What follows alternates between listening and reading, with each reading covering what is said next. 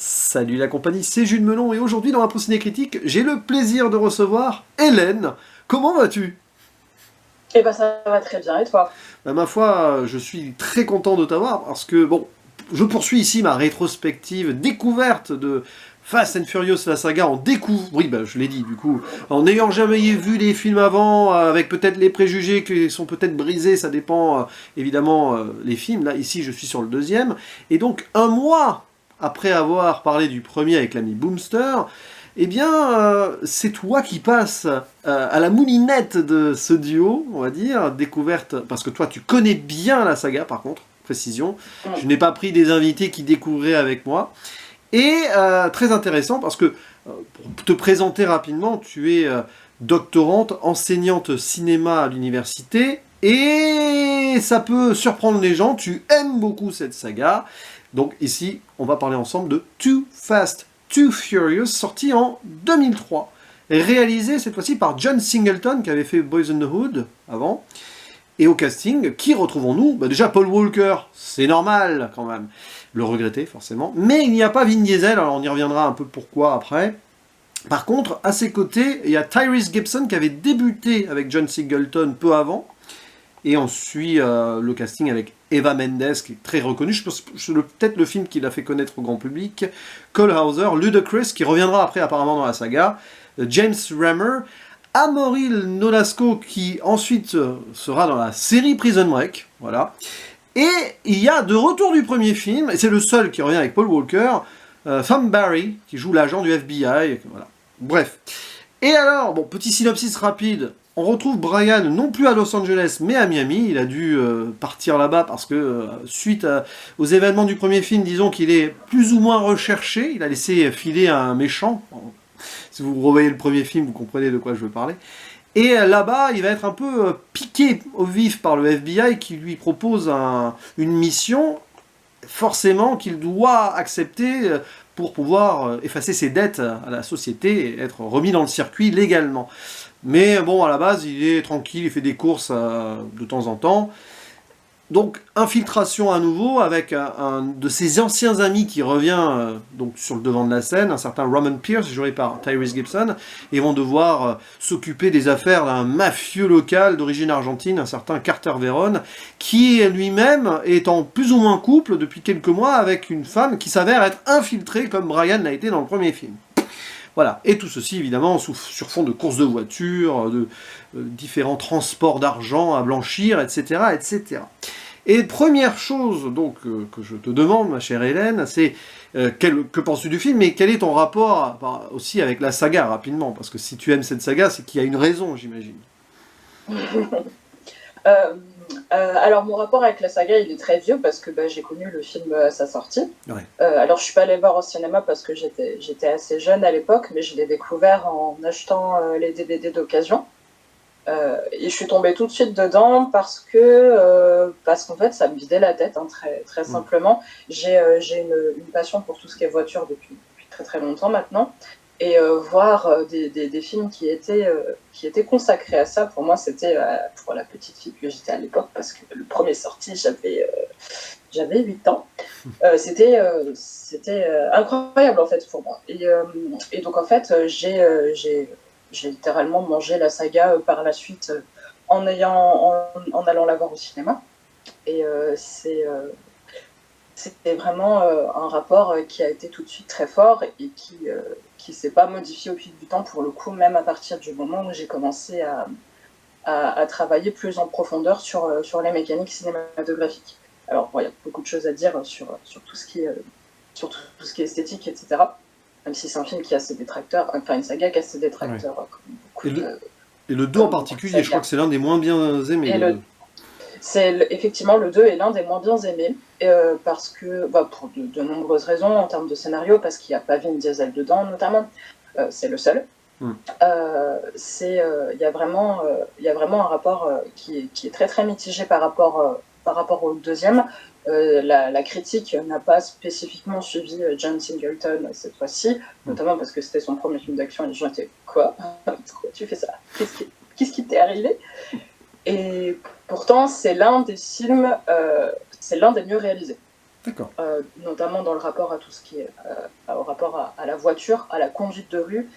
C'est vraiment le mieux réalisé de ce côté-là, parce qu'il y a un rapport extrêmement fort entre les personnages et les voitures qui le conduisent au fil du film.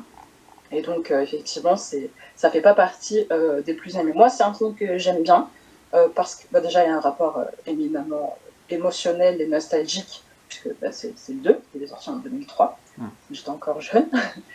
Et, et donc, il y a ce rapport effectivement nostalgique, et en même temps, il fait partie des 3 premiers qui ont une énergie extrêmement particulière dans le traitement de la course, qui est en fait la base de la saga, la course de voiture, qui se modifie par la suite à partir du 4e volet, vraiment à partir du 4e volet. Et c'est vrai que quand on le compare au premier, le premier, celui où tout commence, et au 3 qui a une énergie particulière, tu le verras aussi, le 2 apparaît un petit peu comme ce petit maillon faible qui va essayer de relier un petit peu. On n'a pas l'impression qu'il apporte grand-chose au premier abord à l'univers de la saga. Et pourtant, quand on fouille un petit peu, il est beaucoup plus complexe qu'on peut l'imaginer. D'accord. Alors, personnellement, j'avais apprécié le premier film. Ici, je l'apprécie à peu près de la même manière, mais pour des raisons différentes. C'est-à-dire, déjà, au début, j'ai été le premier surpris. Je lance le film, je regarde vite fait le casting. Je dis, ah, il y a qui à côté de Paul Walker et Vin Diesel? Ah, il n'y a pas Vin Diesel. Tiens donc. Alors bon, ok, pourquoi pas. Donc, au début, j'étais un peu circonspect. J'ai dit, ah, c'est dommage, parce que dans ma tête, j'étais en train de me faire des petits scénarios sur la suite. Bon, bref. Mais en fait, ça fonctionne bien, parce que c'est pas idiot qu'il n'y ait pas Vin Diesel. Dans un sens, ça permet de donner un souffle nouveau, de se centrer sur le personnage de Brian, et l'idée de partir sur un buddy movie avec un gars qu'il a envoyé indirectement en prison 3 ans auparavant, on sait pas trop. Ça mériterait peut-être d'être creusé. Est-ce que ça sera creusé par la suite? Je ne sais pas. Mais voilà, il y a une sorte de film de potes, on sent qu'ils sont un peu en tension, mais qui s'aiment beaucoup. Et on reprend une forme d'infiltration intéressante avec un méchant qui certes est, on va dire, cliché d'une certaine manière, mais charismatique et violent. Ce que le premier film n'avait pas vraiment. Il y avait une sorte de gang asiatique, c'était un petit peu mis très au second plan par rapport à l'histoire d'amitié, d'infiltration, tout ça. Là, on a vraiment peur un moment pour nos personnages. Imaginons qu'on voit à l'époque, on ne sait pas s'il y aura du suite ou non. Il y a un moment, il y a un gros dilemme sur survie ou pas, mission qu'il doit accepter et doit mener à terme, sinon de toute façon c'est prison. Alors prison ou tentative de survivre, c'est pas évident. Et ça fonctionne bien. Le duo entre Tyrese Gibson et Paul Walker fonctionne très bien, je trouve. La réalisation, elle passe bien. Alors, il faudra que je vois avec toute la saga derrière. Je pense que c'est un petit peu moins clipesque que le premier film, peut-être. Le premier film, par exemple, Rob Cohen, j'avais senti des choses à la Tony Scott, par moment. Ici, on a la sensation de vitesse. On a même des plans avec les gros, sur les yeux, un petit peu, voilà. Mais ça va. Le scénario... Et c'est très classique en fait, mais c'est le genre de film qui a posé des bases aussi peut-être sur d'autres scénarios qu'on a pu voir ou qui suivaient certaines modes à l'époque. Le seul regret que j'ai dans le film en fait, c'est peut-être l'utilisation du personnage d'Eva Mendes, qui nous est présentée comme une sorte de penchant à Brian, elle-même infiltrée, tout ça. On essaye de créer une tension romantique entre les deux. À la rigueur, on tombe pas dans les clichés non plus là-dessus. Mais je trouve qu'elle est un petit peu sous-exploitée. Je sais pas ce que tu en penses, le personnage d'Eva Mendes. Enfin, on la voit pas forcément très au premier plan. Oui, effectivement, c'est surtout quand on revoit le film après avoir, ce qui était mon cas, du coup je l'ai revu pour qu'on en discute, quand on a revu en ayant vu toute la saga, c'est un traitement qui est complètement différent des traitements qui seront faits des personnages féminins par la suite, Oui. Dans le sens où effectivement on la voit assez peu. On la voit assez peu et en fait, et je trouve que son traitement est malgré tout très intéressant parce qu'elle est considérée dès le départ comme quelqu'un qui n'a pas réussi en fait. Oui. Parce que elle est là depuis, elle a donc réalisé cette infiltration, elle est donc là depuis 11 mois et demi, si je me plante pas, aux côtés de l'antagoniste principal. Et quand tu as un passif, à la fois avec Fast and Furious et à la fois avec des autres types de scénarios, tu te dis c'est pas possible en fait, elle va pas rester de leur côté. Oui. Ouais. Et en fait, c'est quelqu'un qu'on va traiter assez peu, à la fois du côté romantique et aussi et surtout du côté conductrice. Oui. Quand on remarque le rapport, particulièrement dans Fast and Furious 2, le rapport des personnages à leur voiture est extrêmement complexe et très très fort. Et le personnage d'Eva Mendes, c'est le seul qui n'est pas relié à une voiture. C'est le seul personnage qui arrive toujours à pied, qui se pointe toujours à pied. Dans toutes les scènes dans lesquelles elle apparaît, à part une où elle est effectivement en voiture, elle est passagère à ce moment-là, elle arrive toujours à pied. C'est le seul personnage qui n'est pas relié à une voiture. Et à partir de là, c'est très difficile, et je pense que c'est voulu, de laisser le mystère sur la manière dont on doit se positionner par rapport à ce personnage. Est-ce qu'on la considère comme un antagoniste en devenir? Est-ce qu'on la considère justement comme un allié? Ou est-ce qu'on la considère effectivement comme quelqu'un qui s'est planté avant même que la narration commence? Et donc, du coup, on ne lui accorde pas l'importance qu'on penserait accorder, par exemple, à l'autre personnage féminin du film, qui est le personnage de Suki. Oui. Qu'on voit davantage. Alors que c'est le personnage de Suki est, entre guillemets, beaucoup plus cliché que celui de Monica, qui est interprété par Eva Mendes. Et en fait, c'est un personnage qui va arriver toujours à pied, ou qui sera toujours un personnage passager. Et c'est un personnage qu'on verra jamais bouger. C'est quelqu'un qui sera toujours là dans le film au moment où on va l'avoir. C'est pas quelqu'un qui va arriver, c'est pas quelqu'un qu'on va voir bouger. Et ça reflète aussi la construction du personnage en lui-même. C'est-à-dire que le personnage va très très peu bouger, et il sera, pour ainsi dire, toujours au même point. Et ça incite à la considérer comme un personnage perdant. Y a une phrase d'ailleurs très très forte que dit le personnage de Suki à un moment donné, à la fin juste avant une course-poursuite. Elle dit loser walks on, les perdants doivent marcher. Vous avez entendu, les perdants laissent leur voiture, les perdants marchent. Et je trouve que c'est très très fort quand on pense au personnage qui est interprété par Eva Mendes, parce que c'est un personnage qui, dès le départ, est vu comme un personnage qui a foiré sa mission, en fait, de telle sorte qu'on doive aller chercher le mec qui a été remercié par la suite, et qu'on aille chercher un autre mec pour l'aider, en fait, dans cette mission-là. Et il y a vraiment, effectivement, un côté frustrant, parce qu'on aurait voulu qu'elle soit beaucoup plus exploitée. Ce qui sera fait par la suite. Les personnages féminins seront beaucoup plus exploités dans la suite de la saga. Et celui-là, il y a une petite frustration par rapport à ça. Mais je pense qu'elle peut être expliquée par le traitement qui est fait du coup de la voiture à ce moment. Et je pense qu'aussi, mais ça on y reviendra vite fait sur la zone spoiler, c'est pour laisser une ambiguïté sur potentiellement quel pourrait être son rôle, parce qu'on pourrait douter à un moment. D'ailleurs, le personnage de Roman ne lui fait pas du tout confiance, il voit son pote s'intéresser de façon romantique à elle, et il essaye de le ramener un petit peu au cas où au centre de la mission. Mais on y reviendra sur la finalité du film. Il y avait, le traitement des personnages féminins dans le film a été critiqué, j'imagine, à l'époque. Mais ça, je pense, c'est vrai qu'on est dans les clichés un peu du tuning au début, encore plus fort que le premier, je pense. Je pense que ce film-là est plus, on va dire, entre guillemets, over the top, dans le sens où on va encore plus dans l'action. Il y a même des moments de cascade ou de sauts de voiture qui sont improbables, où on peut se demander pourquoi les personnages prennent autant de risques pour leur belle bagnole. Notamment la course du début, il y a ce saut du pont là. Les réparations vont être quand même un peu compliquées derrière, peut-être, au niveau argent. À la rigueur. Et puis, bien sûr, ça fera écho avec la dernière scène de poursuite avec le bateau. Ça aussi, on y reviendra, c'est drôle presque. Mais c'est vrai, c'est ça, over the top, humour aussi. Je pense que le film est plus dans l'autodérision et le décalage, tout en étant plus sérieux dans sa menace. C'est ça qui est intéressant.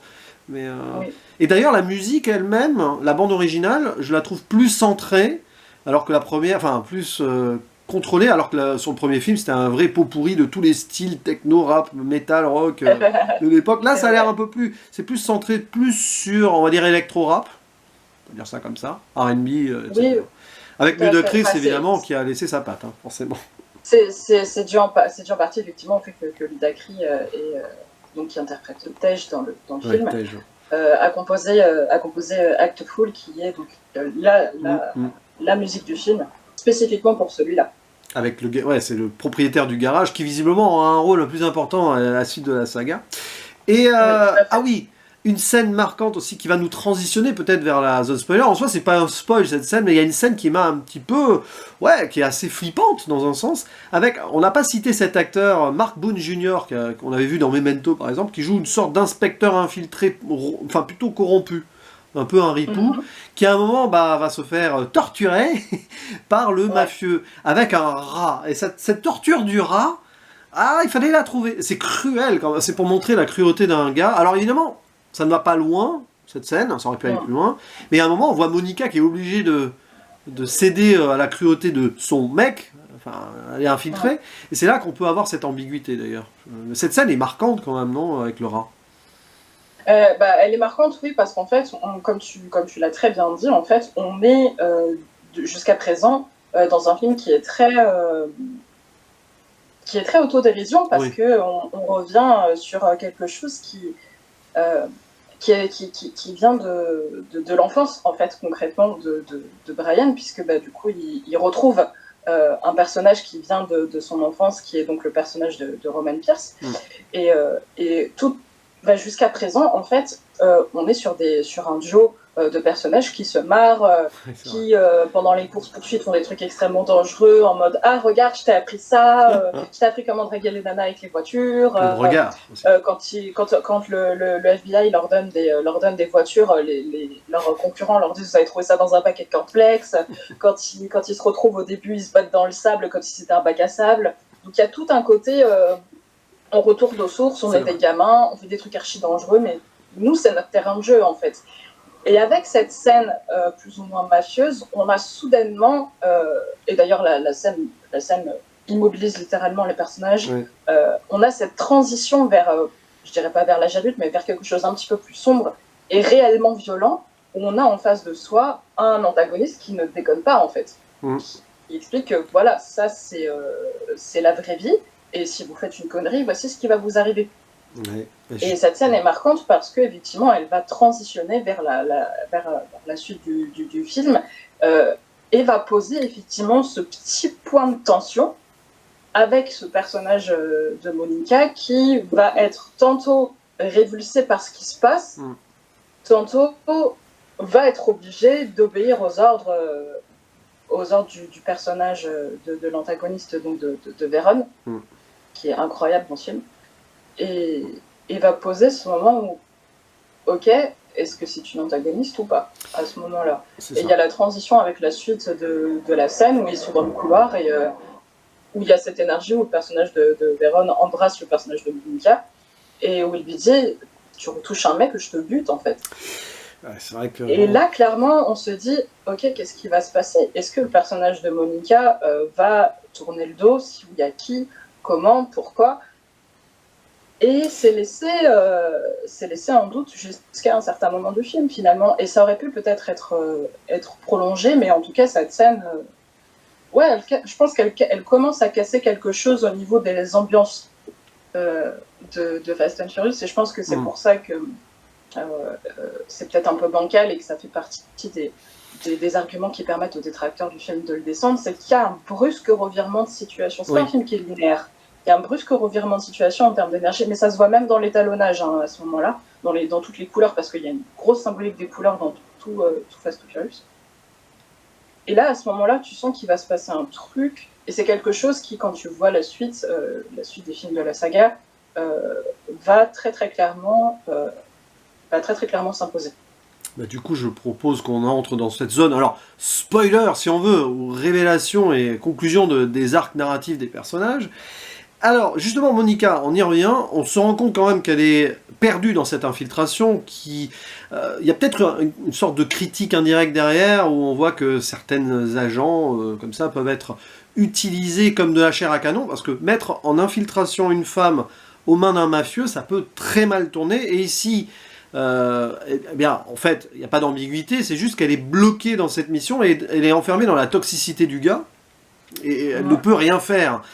On sent qu'elle est presque prisonnière avant de vraiment l'être à la fin, parce qu'il y a une histoire de révélation de plans, etc. Et justement, ouais, il y a une transition vers... Ils sont en mode gaminerie enfance, ils prennent pas la mission au sérieux au début, ils se disent ça va être facile, doigt dans le nez, etc. Ils n'ont pas conscience. Et très vite, là, ils se sentent en danger. Il y a Monica en danger aussi. Alors là, c'est plus Brian qui est inquiet que Roman, mais quand même.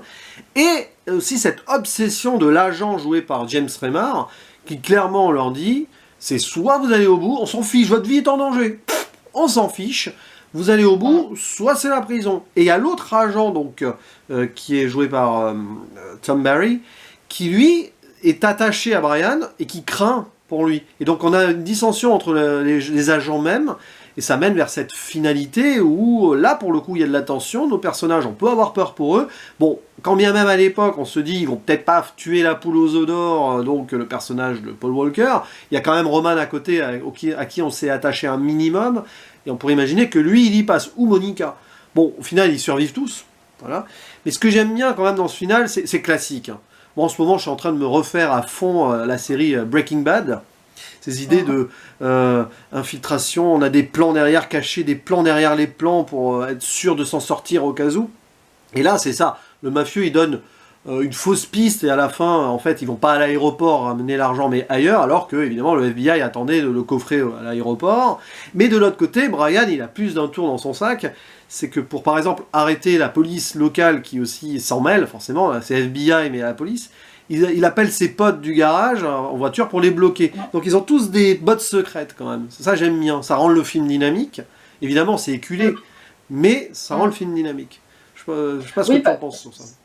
Bah, je suis tout à fait d'accord avec toi. Et tu verras quand tu verras la suite. En fait, il y a beaucoup de scènes symboliques de la saga qui reviennent, en fait, qui rappellent d'autres scènes des films précédents, notamment la scène où toutes les voitures sortent à ce moment-là du grand entrepôt là, pour noyer le poisson. C'est une scène qui est répétée d'une manière différente, beaucoup plus spectaculaire plus tard dans la saga. Je ne spoil pas davantage, tu verras par toi-même. Je trouve que Too Fast Too Furious symbolise vraiment en fait tous les petits ingrédients en fait, qui vont donner de l'énergie à la saga par la suite et lui permettre de faire autant de films aujourd'hui. Et notamment cet ingrédient principal qui est celui de la surprise, en fait. Et ça se voit beaucoup, notamment, en fait, très simplement dans la scène du début. La grosse course-poursuite, là, qui commence très très vite. La course illégale de rue, en fait, c'est ici que tout commence. Et cette course, elle n'est pas spécialement spectaculaire, comme on a vu le premier, mais elle est très significative. Simplement parce qu'il y a cette histoire du pont, ce pont qui se lève à un moment donné, et où Tej arrive, actionne son truc et dit regardez, j'ai fait une petite surprise. Et simplement ce geste de réaliser une surprise, de mettre un truc qui n'était pas là au départ et qui fait tout changer, ce retournement, cet élément spectaculaire qui va transformer la narration en tremplin, c'est quelque chose qui va se retrouver dans tous les Fast and Furious par la suite. Et c'est pas quelque chose qui va être présent forcément au niveau du scénario, mais c'est quelque chose qui va impacter directement la dynamique à l'intérieur des plans. Ce côté de la surprise et des retournements perpétuels, ça va participer d'abord à l'action principale, mais aussi et surtout à la construction des personnages, parce que, comme tu l'as bien dit, en général, ces retournements vont se conclure par la destruction de quelque chose, et en général, c'est les voitures. Et le fait que les bagnoles se détruisent, donc c'est triste, on est bien d'accord. Il faut savoir qu'à chaque fois, pour les voitures principales, il y a 4 éléments qui sont créés. Il y en a un qui est tout joli, tout beau, qui fonctionne, qui est magnifique, etc., qui a des trucs importés du Japon. Et il y en a 3 autres, en fait, qui servent pour les cascades, qui sont voués à être pétés et à être réparés le lendemain pour être prêts. Et le fait qu'on travaille à ce point les voitures pour qu'elles soient détruites, justement, c'est à la fois pour qu'elles soient détruites et aussi pour que les personnages en changent. On voit d'ailleurs à ce sujet que le personnage de Brian et le personnage de Roman changent plusieurs fois de voiture au fil du film. Au début, Brian, il a sa bagnole blanche qui éclate. Après, il a la Mitsubishi Evo 7, donc la jaune, qui est celle du FBI, et il termine par une Camaro à la fin. Et Roman, c'est pareil. On le voit dans sa Chevrolet Monte Carlo au début. Ensuite, il est dans une Mitsubishi Spider. Et à la fin, il est dans une Dodge. Et en fait, le fait que les personnages changent de voiture, ça implique aussi un changement de la part de la construction du personnage. Et ce qui est dommage, et là pour le coup c'est un point qui est un point de frustration pour moi, c'est que les deux personnages, donc Brian et Roman, interprètent des scènes qui ont été coupées en fait au montage et qui sont vouées à les approfondir un peu plus. Il faut savoir qu'il y a une version longue de la scène de Barstan, la scène du derby là où on voit pour la première fois Roman, qui est une scène absolument magnifique quand elle est vue dans sa version longue et qui dit beaucoup de choses du style de filmage de John Singleton. Et Brian, c'est pareil, il y a une scène à un moment donné qui a été coupée, qui se passe sur le toit entre le personnage de l'agent Bitkins et de Brian, où ils reviennent en fait sur ce qui s'est passé dans le précédent film. Oui, oui. C'est vrai. Et ça permettait d'approfondir les personnages et de leur donner une nouvelle facette.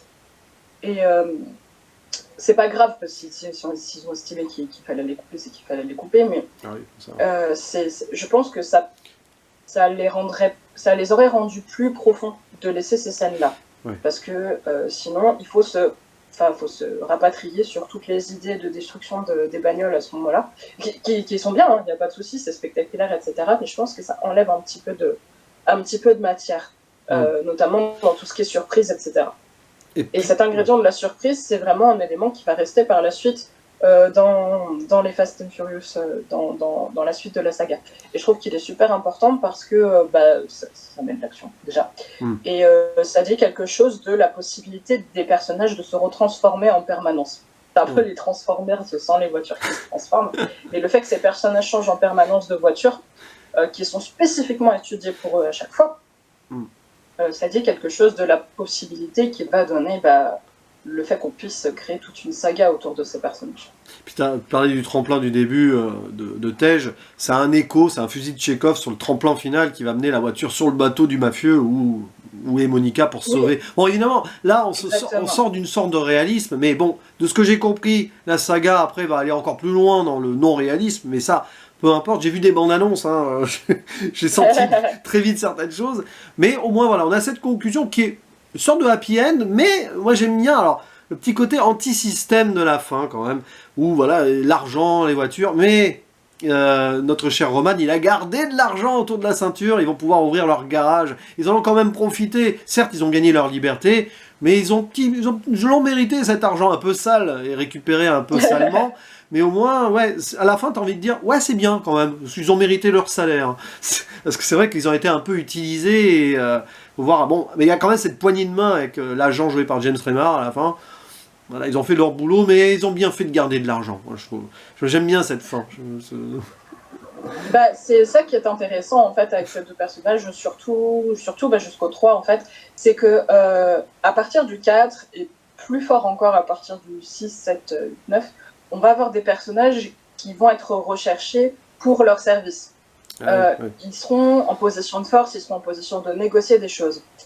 Ce qui est un tout petit peu le cas, mais presque pas dans le 2. Parce que vraiment, c'est des personnages qui sont terrifiés par la violence, la vraie violence finalement. Et c'est encore, dans leur tête, c'est des gamins qui conduisent des voitures en fait. Et on se sert d'eux. On est dans une position, effectivement, on se sert d'eux parce que ils veulent de l'argent, ils veulent de la thune. Tous les deux, ils en ont besoin. Ils ont un passif qui font que c'est compliqué d'en avoir. Et dans le 2, on est encore au stade où ils sont pas puissants, tu vois. Où vraiment les antagonistes sont des antagonistes puissants qui doivent amener les personnages à se dépasser. Et avec encore une forme de réalisme qui est assez présente, parce que notamment la scène du victime où il saute sur le bateau, elle a été... il y a finalement très peu de CGI dessus. Oui, bien sûr. La bagnole, elle saute vraiment.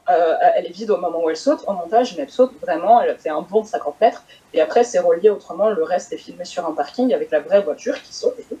Parce qu'il faut savoir que dans le premier et dans le deuxième, ils n'avaient pas encore assez de thunes pour embaucher vraiment des vrais pilotes de course. Donc la plupart des cascades sont réalisées par les acteurs en fait. Parce que John Singleton voulait absolument avoir les plus beaux plans possibles, et pour avoir ces plus beaux plans possibles, il fallait que les acteurs soient dans la voiture. Et il y a malgré tout encore ce moment où même s'ils commencent à gagner de la puissance, ça reste encore des personnages auxquels on peut facilement s'identifier, qui sont un peu... qui sont, par rapport à ce qu'ils deviennent par la suite, qui est un avantage comme un inconvénient, tu verras bien, ils sont simples. C'est des mecs qui conduisent des bagnoles et ça s'arrête là en fait. C'est des mecs qui conduisent des bagnoles et qui regardent le cul des jolies filles et ça s'arrête là. Ils vont pas aller conduire des trucs incroyables comme dans la suite. Là, c'est des mecs qui conduisent des bagnoles et dont on peut se servir parce que de toute façon, ils ont rien à perdre. Et tu verras par la suite que ça va être le cas avec la famille. On va avoir des personnages qui vont être effectivement très très soudés. C'est quelque chose qui est moins présent au début de la saga parce que c'est des personnages qui justement ont plus rien. Ils ont plus de boulot, ils ont plus de nana, ils ont que dalle. Ils ont rien à perdre. Et parce qu'ils ont rien à perdre, les antagonistes et même les adjuvants, hein, comme la police, peuvent se servir d'eux pour réaliser certaines missions. Et ça va leur permettre de se dépasser et de construire. C'est un peu bateau ce que je dis, mais ça va leur permettre de se dépasser et d'aboutir à une construction qui va ensuite se justifier dans la suite des films de la saga. Et je trouve que c'est intéressant et ça fait plaisir quand on revoit les films par la suite, de voir qu'en fait ils démarrent de quelque part. Bien sûr. Tout de suite, c'est pas des grands chefs de gang, quoi. C'est vrai que là, on n'a pas encore le système de la fameuse famille qu'on m'a vendu et tout, mais voilà. Mais du coup, sur ce, on peut mais on peut refermer la zone spoiler. Enfin, on avait presque refermé la zone spoiler en parlant de la simplicité des personnages encore présents ici. Et du coup, comment conclurais-tu, comment donnerais-tu envie, par exemple, aux gens qui ont vu le premier, qui sont un peu en mode est-ce que la suite sera faite pour moi? Ils tombent ici, là, donc c'est potentiels gens hésitants. Et comment comment tu les convaincrais donc de regarder Too Fast, Too Furious? Eh ben, je leur dirais déjà qu'il faudrait pas forcément considérer le film comme une suite. Oui, parce que le film est moins une suite qu'un retour aux sources. Viens voir un ami d'enfance, vraiment, on revient aux sources. Et le début du deuxième commence très très fort parce que on revient dans les courses de rue toutes simples. C'est les courses de rue où les mecs ils mettent eux-mêmes les plots pour cadrer le circuit de course, il manque un mec pour courir, donc Tej il appelle ses potes pour dépanner, etc. Et on a quelque chose de très simple qui démarre très vite. Et Paul Walker le disait lui-même, par rapport au premier film, je conduis beaucoup plus. Oui. Et ce Brian qui était presque ridiculisé au début du premier va devenir ici une figure reconnue. Une figure qui a un background, qui a une réputation. Et qui va débuter ce schéma qui est nouveau dans les sagas de ce type à cette époque, ça commence avec les Missions Impossibles, etc., qui est le plaisir de retrouver un personnage qu'on a laissé, comme on a laissé un vieux pote, et qu'on le retrouve. Et il va apparaître, certes, comme le chevalier blanc, avec la couleur de sa caisse, être gentil et machin, mais on est avant tout ici dans Too Fast, contrairement à ceux qu'on va voir par la suite, que ça commence très vite, qu'on est là pour la course de rue illégale, et que c'est ici que tout va commencer. Et je pense que ce film est vraiment très important, à la fois comme un préquel, à la fois comme une séquelle, parce que c'est quelque chose, c'est un de ces films qui peut tenir debout tout seul. Oui.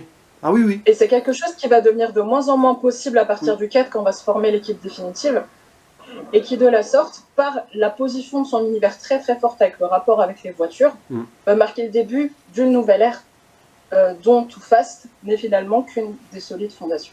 Alors, c'est très intéressant ce que tu as dit. C'est vrai qu'on peut prendre ce film comme un stand-alone, mais à la fois aussi une suite logique du premier, parce qu'on a la construction du personnage de Brian du premier film, et c'est à la fois très calqué sur le premier et très différent, j'ai envie de dire. Donc il y a une cohérence, même si c'est pas le style de suite qu'on aurait imaginé voir. La preuve, tous les scénarios que j'ai pu me faire dans ma tête... Évidemment, il n'y a pas Vin Diesel déjà, donc il est quelque part au Mexique, on ne sait pas. Hein. Apparemment, il y a eu une sorte de court-métrage avant, bon, mais ça n'apprend rien de plus sur Vin Diesel. Hein. Mais en tout cas, voilà, ça reste pour moi un film correct. Évidemment, je vois les défauts, mais ça c'est par rapport à tout ce que j'ai pu voir, j'aurais probablement plus apprécié ce film il y a 20 ans, c'est logique. Mais il y a une énergie derrière, et comme je l'ai dit pour le premier film avec l'ami Boomster, eh bien, je m'attendais à tellement à pire. C'est bizarre, hein, parce qu'on a tous les préjugés que j'ai pu me faire sur cette saga. C'est pas pour rien que je me lance dans cette rétrospective avec l'aide de personnes, parce que ça me motive. Mais finalement, plus ça va aller, moins je vais avoir à me motiver. Enfin, je continuerai à me motiver avec les gens que j'ai invités, mais je vais aussi me motiver tout seul à les regarder pour moi. Voilà, donc c'est intéressant. Évidemment, c'est pas ultime. À voir d'ailleurs comment ça va évoluer pour moi. Est-ce que je vais avoir du mal avec les 5, 6, 7, 8 ? C'est possible. C'est possible, mais ça, l'avenir nous le dira. En tout cas, j'étais vraiment ravi de partager ce moment avec toi. Alors, tel que vous voyez cette vidéo, elle a été enregistrée quelques jours à peine après le premier, donc je suis assez à chaud dans les suites et tout. Quant au troisième, je pense que j'aurais laissé plus de temps, justement, entre le 2 et le 3, ce sera intéressant de voir. Mais c'était un plaisir, voilà, d'échanger à ce sujet avec toi. Et ça, en plus, j'aime beaucoup l'idée parce que ça casse plein de stéréotypes. Parce que oui, tu es une fille, mais tu aimes la saga. Et donc, tu n'es pas et je pense que tu n'es pas la seule. Mais en plus, tu es doctorante. Tu as parlé avec Monsieur Samir Microciné, je mettrai le lien, hein, de la relation entre Ingrid Bergman et Rossellini. Et oui, et tu es spécialiste de Louise Buñuel, tu m'as dit aussi. Donc, oui, c'est possible. Et c'est ça l'ouverture d'esprit aussi. C'est ça l'ouverture d'esprit de la passion cinéma. Et là-dessus, c'est quelque chose qu'on partage d'ailleurs. Parce que quand je parle de films, je navigue un peu dans tous les sens, à toutes les époques. Mais c'est ça, le cinéma c'est tellement riche, c'est comme la vie en fait. C'est ça. Tout à fait. Bon, c'est beau comme conclusion. En tout cas, merci beaucoup, puis il ne reste plus qu'à faire le mot de la fin, le traditionnel. À la prochaine. Ciao.